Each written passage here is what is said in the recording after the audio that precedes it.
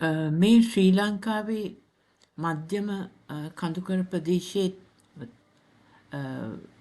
ජීවත් වෙන ඉන්දියානු සම්භවයක් ඇති පවුල් පිළිබඳවයි. මොවුන්ට හොඳ අධ්‍යාපනයක් ලැබෙන්නේ නැහැ. ඒ වගේම මොවුන්ට උසස් අධ්‍යාපනය සඳහා විශ්වවිද්‍යාල ඒ පළාත්වල තාම ඇති කරලා නැහැ.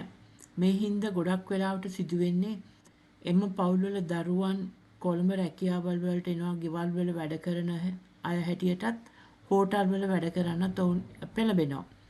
ඉතින් මේ ගැන රජය අවධානය යොමු කරන්න ඕනේ. මොකද විශේෂයෙන්ම හොඳ පාසල් පද්ධතියක් උඩ මේ ප්ලාන්ටේෂන් ඒරියාස් කියලා අපි කියන ප්‍රදේශවල ඇති කරන්න ඕනේ.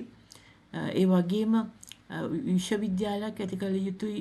මේ ඔවුන් පමණක් ඔවුන්ටම ඩෙඩිකේටඩ් විශ්වවිද්‍යාලයක් ඇති කළ යුතුයි මේ ප්ලාන්ටේෂන් ඒරියාස් වල. මේ සඳහා මම හිතන්නේ හැටන් වල විශ්වවිද්‍යාලයක් රජයට ඇති කරන්න පුළුවන්. මේ ගැන මම මීට කලින් යෝජනාවක් කරාම ජනාධිපති ගෝඨාභය රාජපක්ෂ මහතා මේ සඳහා මම හිතන්නේ හැටන් වල තියෙන මිනින්දూరు ආයතනයේ ඉඩමක් සූත්‍ර පවිත්‍ර කරා. නමුත් ඒක ඉටුුනේ නැහැ විශ්වවිද්‍යාලයක් බවට ඇති කිරීමට.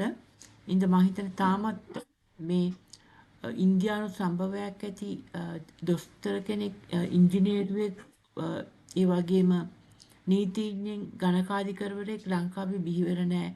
ඉතින් මේක මම හිතන්නේ අභියෝගයක් ලංකාවේ රජයට මේ පුද්ගලයන්ටත් හොඳ අධ්‍යාපන පාසුකම් ලබා දීලා ඔවුන්ගේ ජීවන තත්ත්වය හොඳ තත්ත්වයකට ලබා ගැනීම සඳහා